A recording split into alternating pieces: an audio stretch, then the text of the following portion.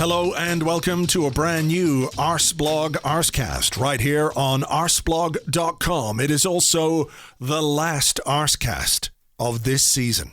Can you believe it?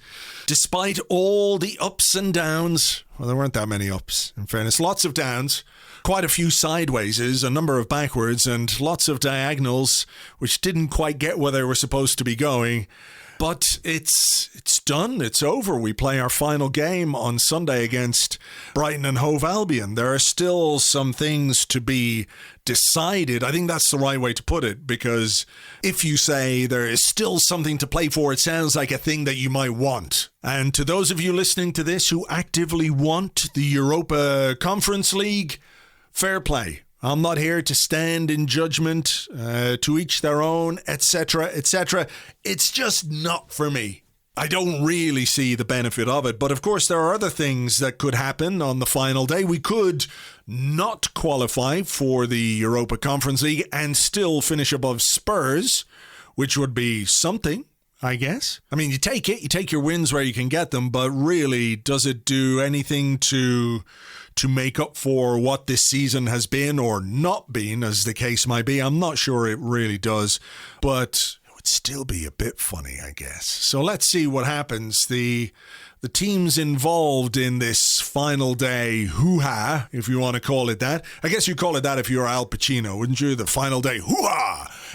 Are Arsenal, obviously Everton, Tottenham and West Ham United, who currently sit in 6th. So a point for West Ham would make sure that they've got Europa League football. Tottenham and Everton, well, no, Everton can't finish because goal difference is terrible. Tottenham could finish 6th and get Europa League football. So we don't want that. So we want West Ham to get a point, and then maybe Everton to qualify for the Europa Conference League thing, and Tottenham, for us to finish just above Tottenham, and we don't have the distraction of that tournament next season. Of course, there's some stuff still to sort out in terms of the top 4, Leicester, Liverpool and Chelsea, all chasing down the Champions League places. And of course, Arsenal are in the post-Christmas Champions League next season, which is going to be really exciting for us as well. No, look, we have been better since Christmas, but before Christmas it was bad. It was bad, and those points that we dropped in that period and some of the points that we've dropped since have had a really significant impact on this season. We finished better than we started, but the first half of the season has us where we are. And when you look at where we are now, 58 points, and it's 66 points that Liverpool are in. They're in 4th. Man, we should, despite all our problems, have been in the reckoning for top 4. The way this season has gone and the points totals, you know, it wouldn't be ridiculous to say that we could have relatively easily garnered another 6 or 8 or maybe 10 points from some of the results that we've had so far this season. So if you're so inclined, you could look at that in a positive way and say, well, you can see a pathway for improvement next season. If you're not so inclined to be positive, you would say dropping all those points was, you know, pretty shit and a poor reflection of how the team has performed and been managed this season. But there we are. So look, a little bit later on, we will be talking Joe Willock, who became the youngest player ever to score in 6 consecutive Premier League games. 6 in a row for Newcastle. He's had a really big impact since he's gone on loan there. Whether it's good for him, good for us, if we want to keep him, sell him, well, it'll all come out during the summer, won't it? It will be definitely interesting if someone tests our mettle, Newcastle or otherwise, with a bid for Joe that might make us go, okay. But we will get a Newcastle perspective a little bit later on in the show. First, though, to talk about the 3-1 win over Crystal Palace on Wednesday night and much more besides. From Football London, delighted to welcome back to the Arsecast, Chris Wheatley. Hi, Chris. Hi, Andrew. Let's start with the 3-1 win over Crystal Palace at Selhurst Park on Wednesday night. A game that I think was made a little bit more interesting by the fact that fans were back in the stadium. And as I said in the blog, I don't think you can have a real football season without an Arsenal player being booted up in the air and then the opposition fans singing "Same Old Arsenal, Always Cheating." So it was lovely to get that before the end of the season, I should say. Where do you stand on the win itself in terms of It looked quite likely that it was going to end 1-1 and more points dropped for Arsenal, but 2 injury time goals made it a 3-1 win, a gloss to the scoreline that perhaps wasn't merited, but you'll take it, of course. But where do you stand on the concerns about, let's say, the overall performance in the second half, where Arsenal didn't really create an awful lot, versus, I guess you would say, the character to keep going and to get those late goals? Yeah, I think the creativity's been a problem all season. I know it kind of improved when Emile Smith-Rowe was introduced in December, but I still feel that Arsenal have not kind of solved those issues. I think the injury to Martin Odegaard certainly didn't help, but it was good to see him kind of firing yesterday. It was a great assist, wasn't it, for Gabriel Martinelli. I think Arsenal played well in the second half. They showed those kind of characteristics that you'd want from an Arsenal team, especially to kind of get the 3 points in the end. But for me, it was more about those attacking players and the fact that Martinelli came on. There's been such a clamour for him to start, hasn't there? And I think I was really happy to see him kind of come on and make a difference. But Nicolas Pepe as well, like despite a lot of criticism from certain corners saying that he hasn't been consistent enough. You look at 9 goal involvements in 17 starts. I think it's not too bad, is it? Since I think December, January time, he's been doing well, Pepe, and I think it was a good win. My personal view on the Conference League, I'm sure we're going to get to that, is that it's not a great competition for Arsenal to qualify for, but clearly the players feel differently, and they want to win these last 2 games to make sure Arsenal finish as high as possible. All right. Well, I mean, I think last night there was still the outside possibility that we could have finished in 6th if things had gone differently between West Brom and West Ham, but ultimately West Ham won there, and that means we cannot finish 6th. We can only finish the highest I think we can finish is 7th, and we'll come to the Conference League stuff. You mentioned Nicolas Pepe. He is a confusing player, is maybe not the right way to put it, but before this game, I would have thought, when I thought about what was happening this summer, that we've got bigger problems to solve than him, and he's of the right age where he can still take a step forward and develop. But I felt like there were question marks, or a question mark over him, because of the way that he's been used this season, because I don't think, based on everything we've seen during Mikel Arteta's time in charge, he doesn't appear to be, to me anyway, to be fully convinced by Nicolas Pepe. And I think that was in some ways evident in yesterday's performance. 2 really good goals. His timing to get on the end of that Tierney cross to put it away with his right foot, fantastic. The goal that he scored in injury time, Freddie Ljungberg was talking on BT Sport afterwards, and he said that's what I saw from him in training every day. If you put him in those positions, he can be lethal. The difficulty is what kind of comes around those things. I mean, do we just have to accept that he is a player who will have these flashes of really excellent stuff and flashes of quality and these goal contributions, while perhaps the rest of his game isn't as polished, let's say, as you might like, or as the manager might even like? I don't think Arsenal should accept that, really, and I think the transfer fee will always follow Nicolas Pepe around, because it's such a huge burden on his shoulders and Arsenal's shoulders as well. I think with Pepe, you kind of just hit the nail on the head. He flits in and out of games, doesn't he? And I feel like that is not ideal for a winger who really Arsenal need to be on form every single week. Every single match he needs to be performing, because the position he plays in is so important. I do like Pepe. I like his attitude. Judging from what Mikel Arteta said post-match, he mentioned that Nicolas Pepe has been taking part in the kind of post-match reviews. Like, he's really interested in his performances and knowing where he can improve on. And I feel like that is maybe a difference from last season. We know that he was quite shy of confidence. And I think he's definitely improved in terms of confidence over the past few months. And that is just a natural thing that happens when you get more game time as well. Because, he wasn't playing as many games as he would have liked earlier on in the season and last season.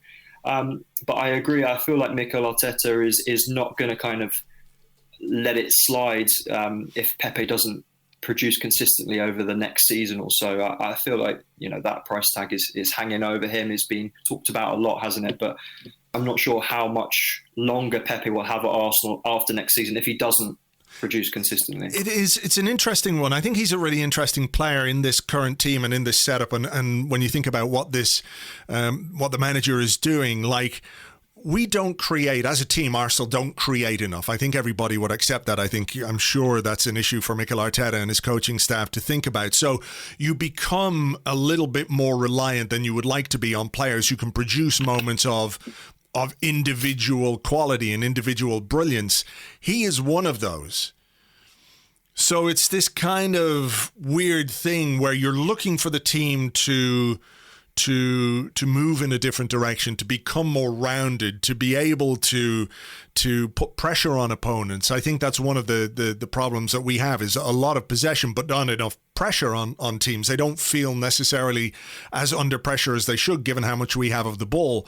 And last night we needed some moments of individual brilliance rather than the kind of the weight of that pressure telling. And Pepe is somebody who fits into that category really well. Again, he just flits in and out of games for me, and it's frustrating. I do find watching him frustrating. I'm sure many fans would agree with that, because it feels like he turns it on and off in games. You know, his performances really do fluctuate. There have been matches this season where he has really struggled. But the thing I do like about him is that he's a risk taker. And I think Arsenal need those kind of players in the team. I think Gabriel Martinelli is another example of a player who is willing to take risks in the final third to push the team forward. And Arsenal don't have too many of those players. So I guess when you're kind of considering and assessing Pepe's performances, you've got to take that into account, that some people may use the fact that he loses the ball or loses possession quite a lot in games, but that's because he takes risks. And maybe those risks won't always pay off. But in the long run, Arsenal do have a quality player on their hands. And I feel like he definitely has a lot more to deliver. And, you know, his stats in the Europa League, you know, he's arguably the best player in the Europa League this season. So I do feel like he has improved a lot. There's definitely more to come from him. But yeah, I think the pressure's going to be on next season for him to kind of up his game and up the goals and assists. Yeah, Martinelli's another one, obviously, who people have wanted to see a great deal more of this season than we have. And again, Mikel Arteta talked about how close he is and how he's pushing and fighting to be closer and closer to the team. And he talked a little bit about how, you know, we have to understand where the boys are in this phase of their development, what they've done already this season and last season. He said, I know we want to play with 11 academy players under 20, et cetera, et cetera. So, I mean, I don't know that everybody wants that, but I think what they are keen to see is when some of the senior players don't produce and don't quite do what they're doing, that you give some of those minutes and those opportunities to a younger player like Martinelli. I thought his post-game interview was quite... I mean, look, I guess he's still learning English and all that kind of stuff, but, you know, he wasn't giving much away when he was asked about, were you disappointed not to be involved? He just said, I'm here, I'm ready whenever Mikel needs me.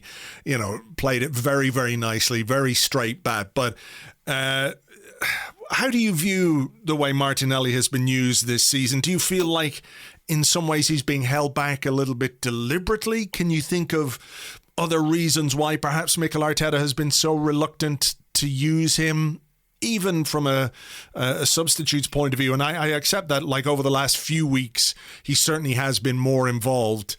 I mean, what do you think of the way this season has gone for Martinelli? Is it one of those that could inspire him, motivate him to do more next season, or is it one of those that he might think, well, what's going on here? Is this the right place for me? Yeah, well, you mentioned it with his post-match interview, Martinelli. The media training's clearly been paying off, hasn't it? And his English has improved a lot, to be fair, over the past few months. But in terms of his kind of lack of game time, it's a strange one. I didn't really get what Mikel Arteta was talking about last night in terms of the academy players and playing 11 academy players. I think Arsenal's kind of blend of youth and experience has been one of their strengths over the years, and clearly Arteta is getting really frustrated and annoyed with questions about Martinelli, because he gets asked about Martinelli in almost every press conference at the moment, especially when he doesn't start games. And, you know, there's a couple of reasons for that. The first is there's a huge clamour, as I said earlier, for the fans to want to see him play, because he's one of the most exciting players on the pitch. Why is he not playing? It's a strange one. The way Arteta talks about Martinelli is almost as if he's a kind of arrogant 17-year-old teenager, who's got like a Lamborghini. It just needs to be more grounded. But Martinelli is the complete opposite of that. He, from what I've heard on the training ground, he's a humble guy. He's really respectful to all of the Arsenal staff, hard-working, as we can see on the pitch, and he always gives everything. So it doesn't make too much sense as to why he doesn't get as many minutes as he could have, or he should have. And I feel like in every opportunity, or almost every opportunity he's been given, he's taken advantage of it.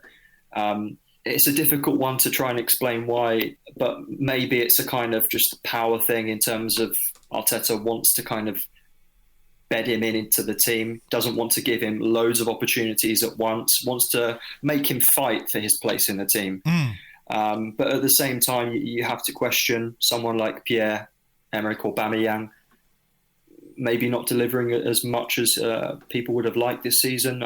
Certainly didn't do that well yesterday. I thought he was one of the players who really struggled, and he looked quite frustrated. He got a kind of frustrated figure up front a couple of times when I think Kieran Tierney attempted a pass to him and he threw his hands up in the air. So clearly Aubameyang has had a frustrating and difficult season. But I feel like Martinelli is, again, he's another one of these players who is close. He's on the edge of the first team or starting games regularly, and I really do hope he gets more opportunities next season.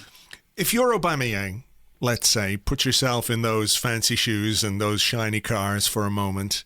And look, there are external issues that I think we have to acknowledge in terms of how his season has gone on the pitch and off the pitch, and with his health. He must be feeling more or less back to his, or something close to normal anyway, for him to be starting and playing 90 minutes anyway. How would you deal with leading the line in a team which doesn't really give you the ball in the positions that you need it to be in? Do you see both sides of this issue, where you can absolutely say Aubameyang has been disappointing and he has struggled at times this season, but the only opportunity we had in that second half was a kind of half chance that Aubameyang got at the back post? Maybe he could have headed it, maybe he could have dealt with it a little bit better, from a Callum Chambers cross which came in the 83rd minute. There is, I think, some mitigation for how poor his season has been, which is tied in with the lack of creativity that this team has suffered from throughout the season. So I think you could say maybe we could do with a different centre forward. Maybe we could do with a different kind of centre forward. But at the same time, if the team isn't making chances for the centre forward, what are they supposed to do unless they're a Thierry Henry type who will just take the ball and make something happen? And as we know, and as we've seen, and surely we all understand from Aubameyang throughout his career, that's not who he is. So if you're playing him at centre forward, do you not have to try and play around that side of things? Yeah, I think you've hit the nail on the head there. To be fair, when I've spoken to people close to Aubameyang, they've basically echoed what you've just said, and I feel that that's probably one of Aubameyang's frustrations over the past couple of seasons, that he's kind of been isolated. I know he was the kind of main man towards the end of last season on that FA Cup run. But even then, he wasn't playing as a kind of central striker, was he? He was on the left most of the time. And for me, I think Alexander Lacazette has had kind of suits that system more than Aubameyang, because he's the kind of player who can drop deep. We've seen him play in the kind of number 10 role. We've seen him play centrally, and we know that he prefers to play centrally. And I feel that that's one reason why Lacazette maybe could stay for at least another season or up until the end of his contract. Like, I don't think you can rule anything out with that one. But yeah, like, I think there are kind of reasons why Aubameyang has struggled this season, and certainly no slight on him, especially after he single-handedly won Arsenal the FA Cup last season. So certainly doesn't deserve that much criticism. But yeah, it's a difficult formation, difficult system to play in. And I think Arteta has still not got his best 11, has he? We know that from the teams he's picked over the past few months. He has rarely had a settled back four, sometimes because of injuries, but most of the time because, he's been changing players. You look at someone like Cedric, he can't even get a game now. It's a really strange one. I wanted to mention this because I was looking at his stats earlier. Cedric's made 29 appearances in all competitions for Arsenal. Maybe it's a conspiracy theory. I mean, I haven't made any inquiries into it, but perhaps there's a clause in his contract. If he makes 30 appearances, maybe Arsenal have to pay a certain amount of money. Who knows? But it's a strange one, isn't it, with Cedric, because he was doing okay. I know you're not a big fan of him, Andrew. I saw your tweet the other day about Cedric, but I feel like he's a player. He's a good utility player, similar to Callum Chambers. He can do a job. And yeah, I feel like that is the problem with Arteta's system at the moment. He just doesn't know his best team. Yeah, look, I think that's true. I think the Cedric thing is interesting in that it represents a kind of...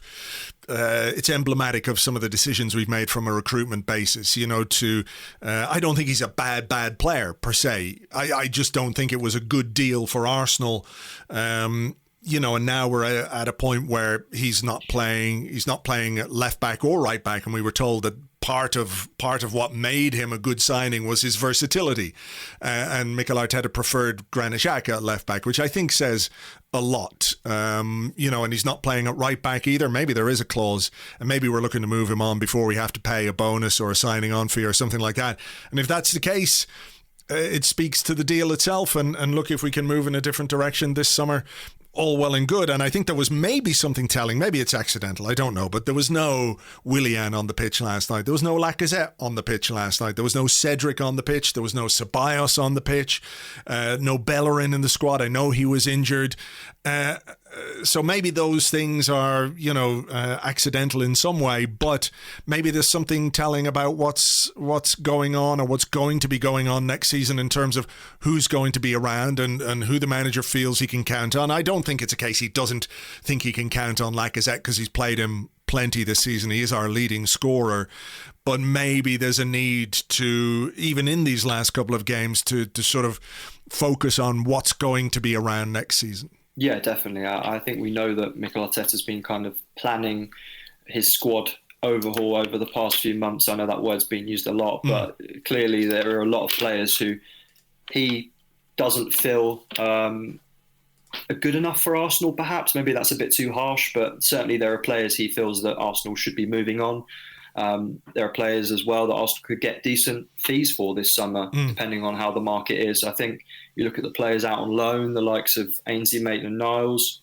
He's never really had a consistent run of games under Mikel Arteta. It's clear that there's a difference of opinion on where Maitland-Niles' best position is. So that kind of makes him a dispensable player, doesn't it? Joe Willock is another really interesting one. It's crazy that he's scoring so many goals at Newcastle. It's almost like Arsenal should have maybe brought him back. But he's the kind of player who would fetch a good fee this summer. But again, it depends on the market, doesn't it? And if you look at the prices or the fees that were going about last summer, there weren't particularly any big deals which kind of caught my eye at least. And I don't think we're going to be seeing that much money spent over the next few months, purely for the fact that the market hasn't been like that for a while. Summer is definitely going to be interesting, and perhaps what we can do will be informed a little bit by whether we're in this UEFA Conference or Europa Conference League thing. I can't quite hide my disdain for this tournament and the pointlessness of it and how little I would be invested in it, because I don't see much in the way of financial incentive. I think there is potentially an argument you could make that this would be useful from a youth development point of view, but I don't think we're in a position where we could play 11 youth players and 7 or 8 youth subs. I think it would have some sort of impact on the first team. There's a two-legged qualifier in August that you'd have to go through to get through to this thing proper. The idea that we wouldn't even qualify for the group stages proper without a qualifying round the week after the Premier League starts, I just don't really see this as being in any way beneficial for Arsenal. I mean, there might be some arguments that it could bring in some money and, whatever. But for me, I can't. It might be in some ways the kind of thing that we deserve based on the season that we've had. Because if we do finish on 61 points and you look at the table and you look at what West Ham might finish on to finish in 6th, or whoever finishes in 6th, and you think about some of the ridiculous points that Arsenal have dropped this season in games against opposition that they should not be dropping points in some ways it might serve us right to end up in there. And that's a mess of our own making. We can't ignore that. We can't avoid that. But where would you stand on our participation in this thing? Yeah, I pretty much echo what you just said. I mean, even the theme song is oh God! Someone said it sounds like it's been made on GarageBand, and I feel that was maybe a bit harsh to the composer, but it kind of says it all, doesn't it? That it's like a third-rate competition, and even the Europa League. You have those kind of feelings about the Europa League when Arsenal first qualified for it. It's second-rate. It's not the Champions League, is it? And yeah. Arsenal.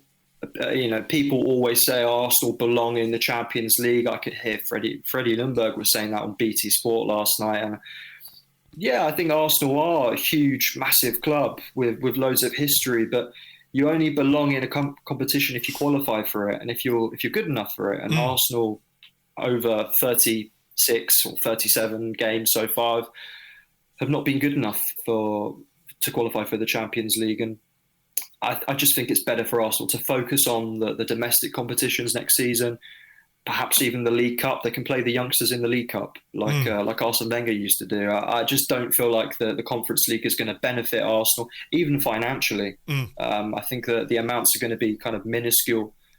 They could make more money this summer from selling players than probably qualifying for the Conference League. So yeah, from one player, I think maybe. the best option for us.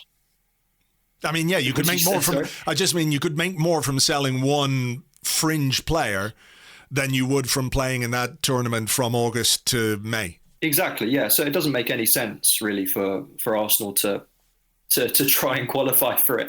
But obviously they are going to try and win that last game against Brighton. We'll see where they end up. But yeah, I don't think it's going to benefit Arsenal in too many ways if they do qualify for it. And it will be interesting. I know a lot of the fans are the away fans are excited about, visiting potentially new places. I guess that is one of the positives. But in terms of positives for the club and the players, I don't really see that many.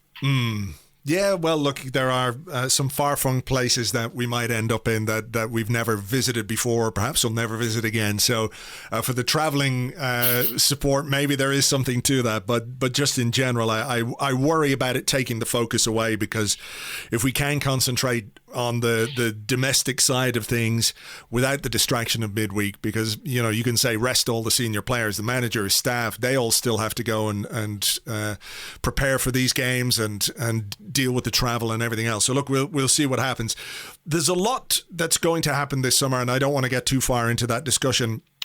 A lot of players, you mentioned players who are out on loan. We have issues to sort out with many of those. Maitland-Niles, Willock, Guendouzi, Torreira. One of them who I know that you keep a close eye on is Dinos Mavropanos, who has had a pretty decent season at Stuttgart. Stuttgart, who were promoted from the second division in Germany, have finished, well, they're not finished yet, but they'll finish maybe 9th in the Bundesliga on their first term back. The season started in a little bit of difficulty for him because he had some injuries. He had I think a meniscus injury, a knee injury, and then he had a groin strain as well. But he established himself pretty quickly in the team. So what are your expectations as to what might happen with Mavropanos at the end of this season? I know he's talked about, if Arsenal don't want me, he's happy to go back to Stuttgart. Sven Mislintat, who's at Stuttgart, has said if Arsenal don't want him back, we'll take him again, whether it's permanently or on loan again. So what's your reading of the season that he's had and what might happen this summer? Well, yeah, firstly, I think Dinos is, people know because I tweet about him all the time. He's a really talented young defender, 23 years old. It seems a long time ago that he kind of made his Arsenal debut. And I remember when he played against Romelu Lukaku at Old Trafford and completely had him in his pocket. And it's been a long time since those games. And he's now settled in Germany. He's had a really good season. You mentioned his meniscus. I mean, he was out for a month. That was a kind of a quick operation, and he was back to full fitness. And ever since then, he's been playing consistently. Great performances against the likes of Borussia Dortmund, Bayern Munich. He's done really well, and I feel like he's a player that Arsenal should be looking to keep this summer. I would personally bring him back. He's a bit older than William Saliba. And he's obviously got that Bundesliga experience as well. But from what I understand, Arsenal or Mikel Arteta and Edu are keen on selling him this summer permanently. I've spoken to a lot of agents as well around the club, and they all kind of say the same thing, that Arsenal are having a fire sale. They're looking to get rid of everyone. Obviously not literally everyone, but a lot of players this summer. Sure. I think Mavropanos is happy. He's happy in Germany as well. He's got his golden Labrador. He lives with his girlfriend in Stuttgart. He's enjoying life there. But he would definitely be open to returning to Arsenal. I think it's unfortunate as well that he hasn't really had a look in, has he? Mikel Arteta hasn't. I don't think he's ever spoken about him over the past year and a half. So it's disappointing from me because from a personal perspective, I'd like him to succeed at Arsenal. But yeah, it looks like they're going to try and move him on. I think the feeling from maybe his camp as well is that a loan extension might be better. So if he signed for another year on loan, they could potentially get more money if they decided to sell him next summer. But clearly there's a kind of desperation for funds right now at Arsenal, and they need money. So that's, I think, the main reason why they see him as a kind of dispensable player in the squad. Well, I guess, we could probably sell him for the money we might make in the Europa Conference League. I mean, look, it's one of those situations where if you're going to sell him, I suppose, given the length of contract that he has, he's got a contract with Arsenal until 2023, so it's 2 years this summer. If you're not going to keep him, if you've decided that you're going to sell him, it's better to sell him when he's got 2 years left on his contract rather than one.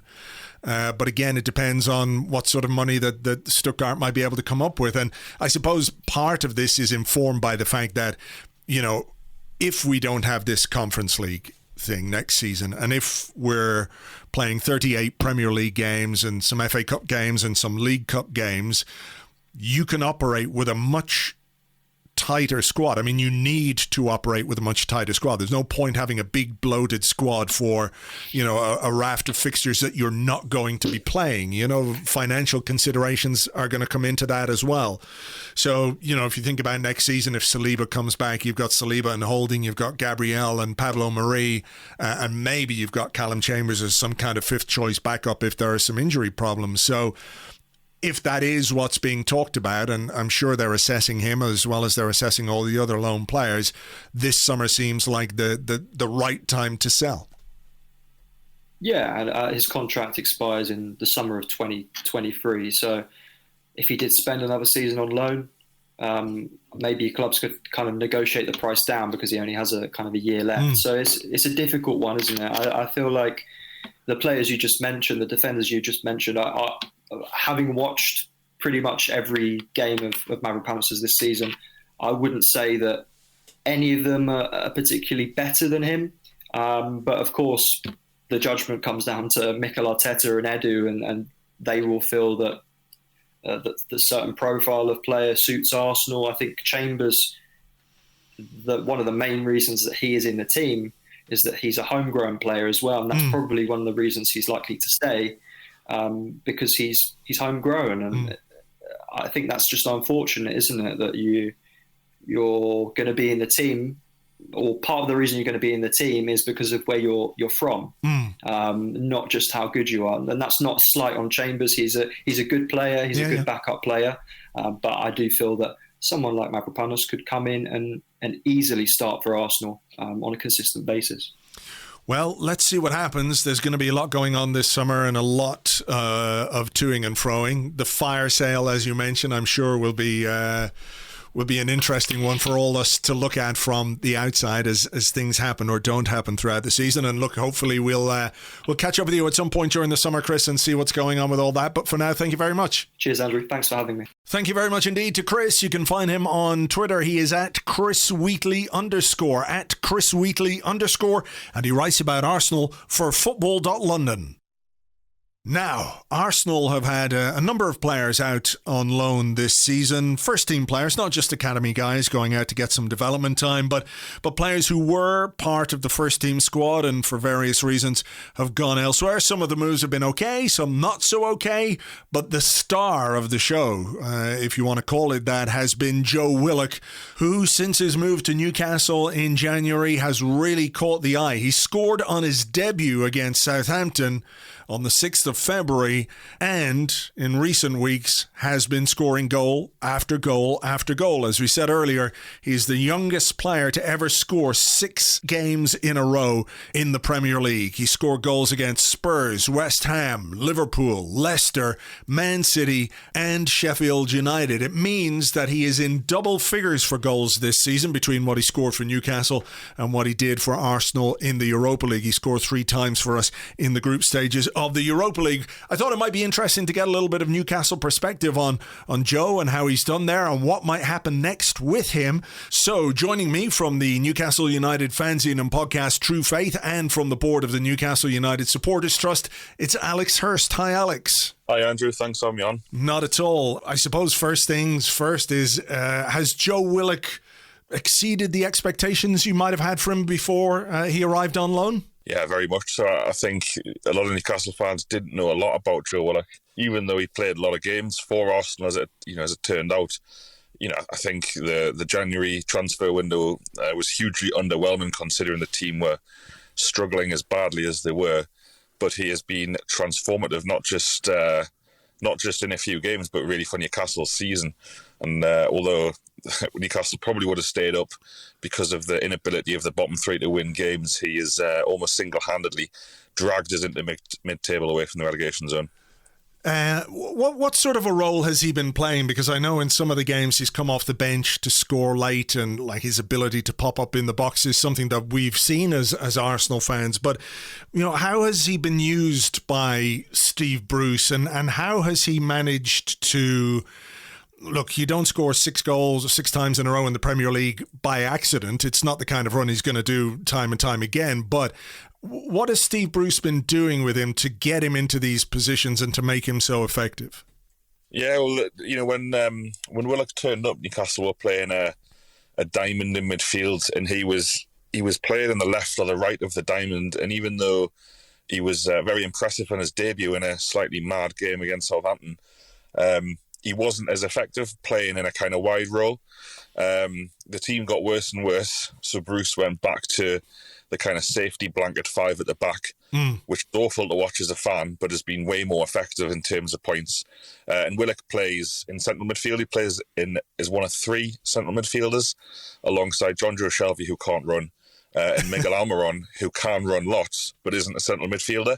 So Willock is basically the heart of the side that Steve Bruce talked about, and being the kind of player he wanted to build a side round. And it was strange to hear, considering he wasn't putting him in the team to start, even though most Newcastle fans at the time thought this kid's got to be playing, particularly compared to some of the other lads who were getting in front of him at the time. The likes of Jeff Hendrick, who's one of the worst players I've ever seen at this level. And then all of a sudden, because he scores those goals late on in games, it becomes impossible not to have him in the team. And then he's been really, really good in that kind of playing in the middle of the park, box to box. He can run forever. He can defend. He puts a shift in at the back. He's kind of just all over the pitch, really. He's one of those players who just pops up in every single position. And I think that to answer your original question, when he's been given a central free role and, the ability to get up and down the pitch and across the pitch, he's been way more effective than, say, playing on the right side of a diamond where he has to support a fullback. So that kind of freer role for him in the middle of the pitch in the heart of the sides brought the best out of him. It's interesting to hear you talk about the defensive side of his game, because I think that is something that some Arsenal fans certainly had a few concerns about. I remember watching him in a preseason game in the States, not last summer, the summer before, and being really impressed with his defensive awareness. I'm not sure it's always translated. So is that, or has that been, it's clearly not as much of a strength as what he's done going forward, but is that something that has maybe been offset a little bit by the fact that it's a back five? He doesn't have quite as much defensive responsibility, or is it a case that he's doing the job at both ends in midfield? I think there is something in terms of the back five. He's got three centre-backs behind him, so any mistakes potentially aren't capitalised as much by the opposition. However, particularly under Steve Bruce, he has to spend most of the game defending. Newcastle play without the ball, willingly play without the ball for, up to 70-80% of the game. So if you're no good at doing the defensive side, you wouldn't survive in this system. So it's been really impressive, and I suppose, we've had players on loan before at Newcastle from other Premier League clubs. Not something I particularly enjoy as a fan, but the difference between Willock and maybe some of those other players we've had is just his willingness to graft and get on with it. And I'm sure it's the same at Arsenal, but you can go a long way at Newcastle by being a nice guy and by being vocal on social media and really immersing yourself in the fan culture. And he's done that. He's always willing to do interviews for the club's official channel. He's always been on social media on the club's official channel, recording videos, saying things. So he just seems like a really nice kid, and that's done him a lot of good. And the fact that he seems to have thrown himself into the team's struggle, so the team were really struggling, and he does interviews talking about not wanting to be near the relegation zone, talking up the team, saying that the team is better than where they are.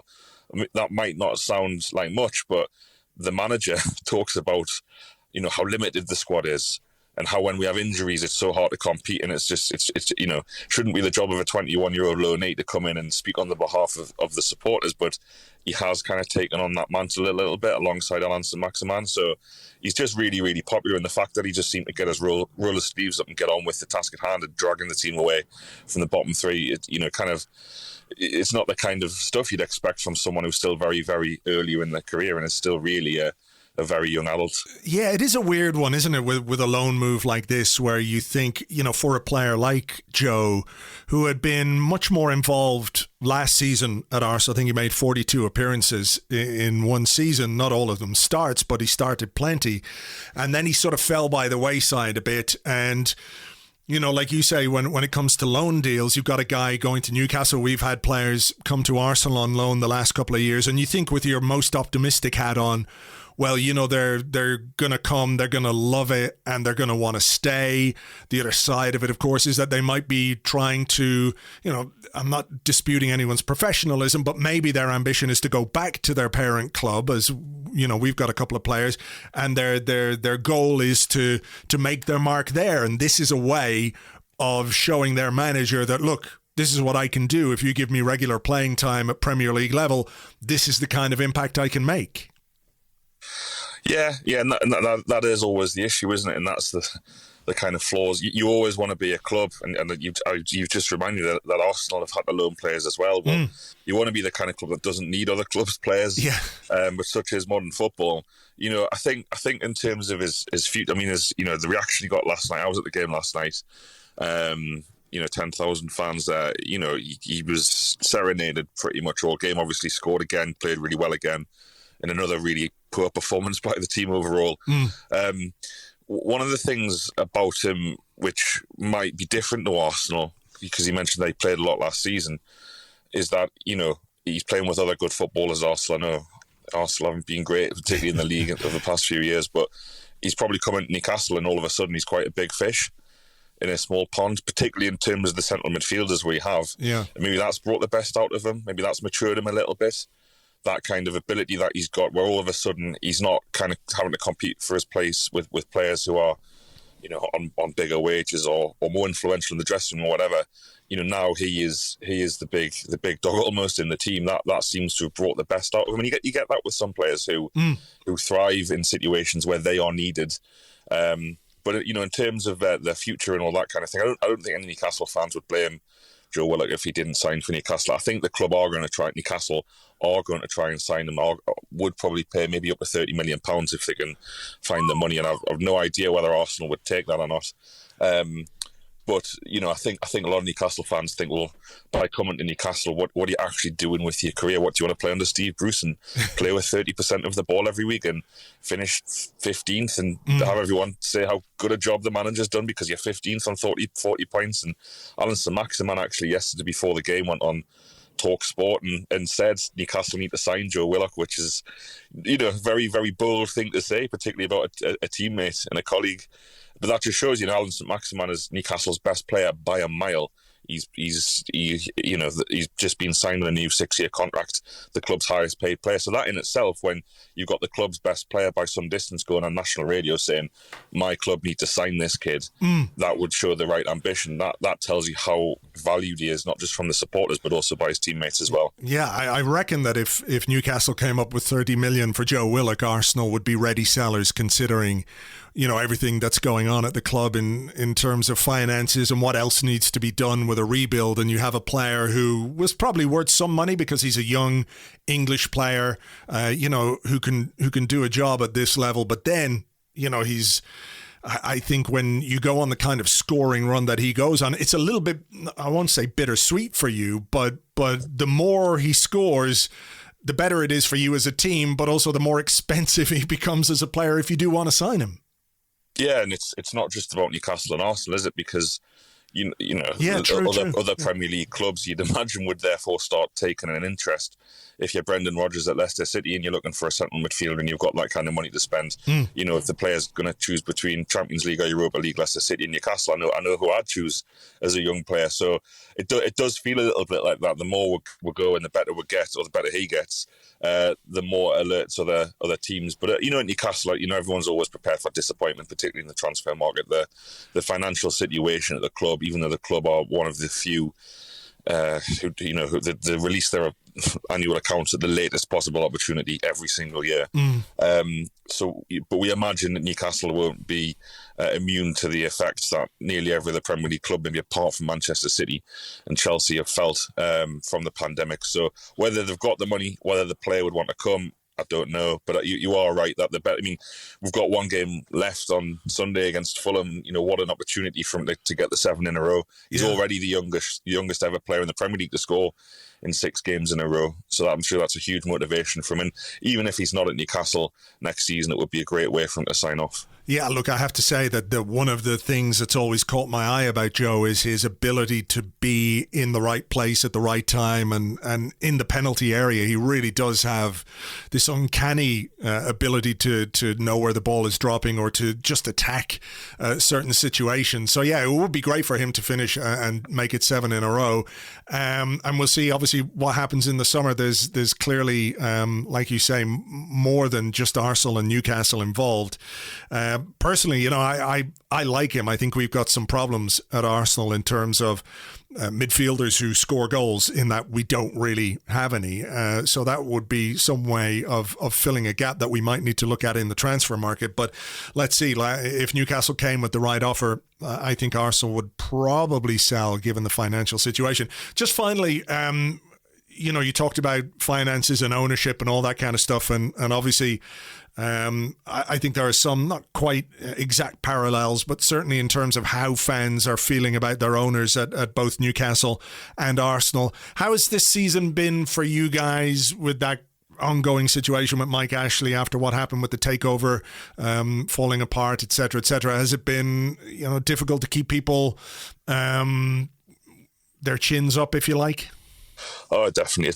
It's been horrific. You've got obviously the pandemic and the fact that no one's been allowed to go to the game. But like you say, there's a large section of the fan base which believes that the Premier League is corrupt and Liverpool and Tottenham stopped our takeover. There's now a league. Mike Ashley is got 2 very high profile legal cases going on against the Premier League.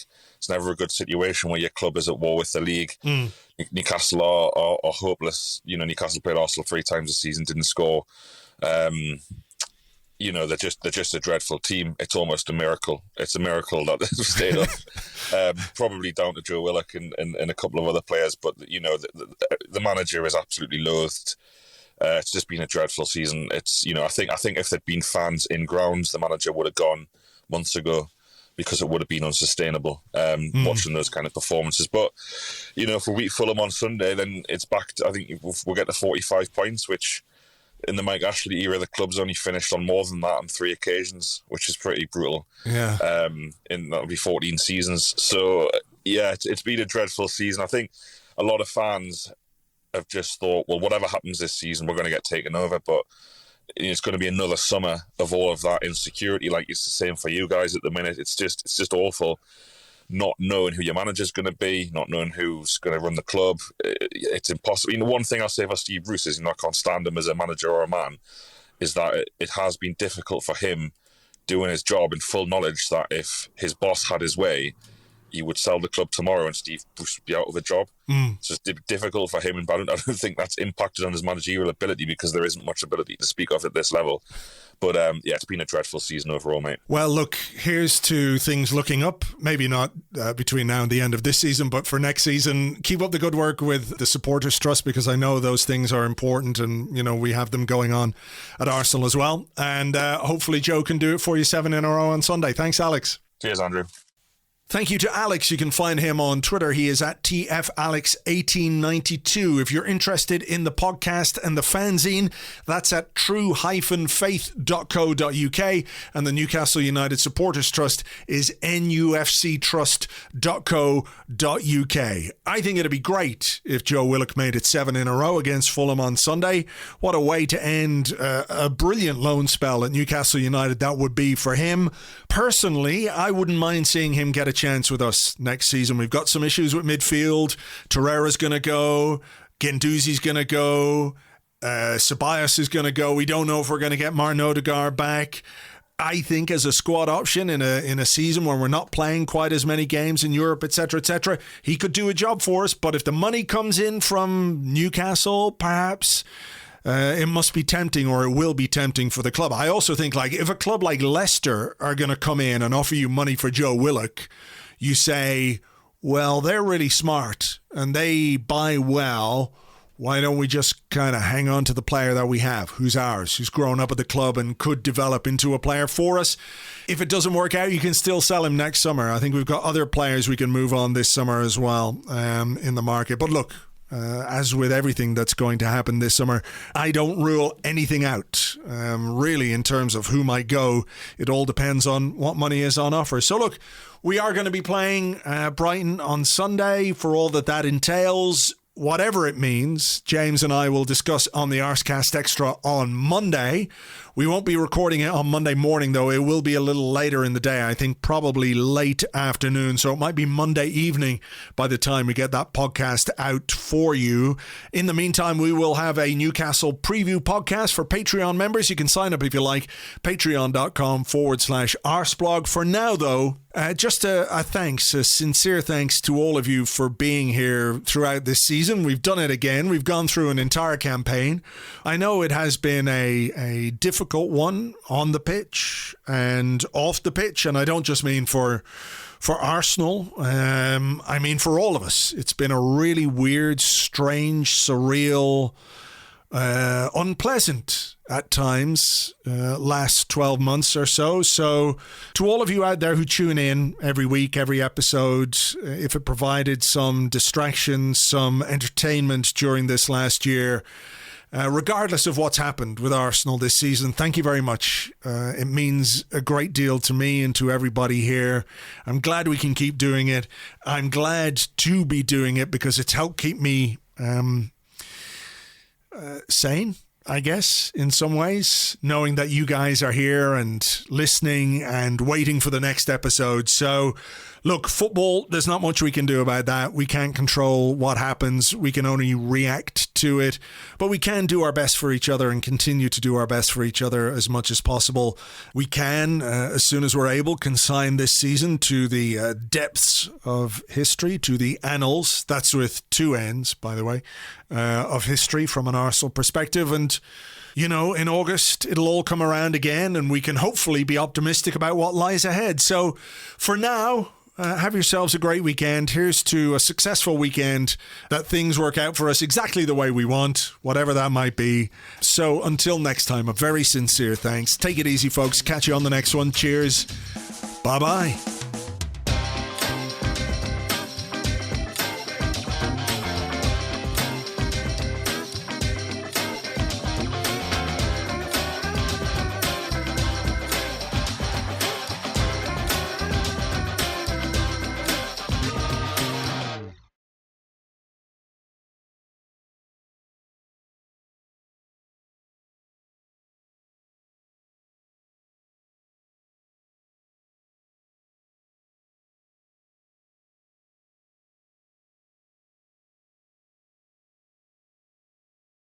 Hello everyone and welcome to the Democratic Republic of Karl, where today we are holding the draw for the Europa Conference League. That's right, the 13th most popular football tournament in all of Europe. And we here have great pleasure in hosting this event at the expense of some of our neighbors. Take that, United Socialist States of Steve. The Europa Conference League puts together some of the most exciting, top-class, high-class teams anyone can ever see anywhere, including AIK Galway, FC Slopes of Andorra, Borussia Trev's Auto Shop, come and have a go if you're hot enough Rovers, Hertha Bertha, and Arsenal. But before the draw, the most important part of any European football competition, the anthem. We are proud to announce that the anthem of the Europa Conference League has been done by world-famous DJ and remixer Moby. Please, in this Democratic Republic of Karl, take it away to wow the people, Moby.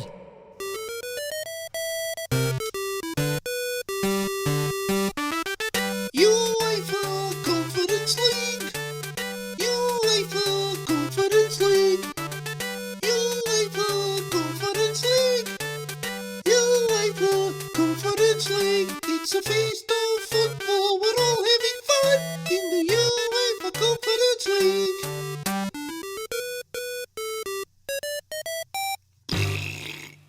Ladies and gentlemen, I must apologize. I am told it's not Moby, but Toby, who is, of course, idiot son of President Karl. Oh no, I said it out loud. Well, that is the end for me. Time to seek asylum elsewhere. United Soviet States of Steve, I'm coming!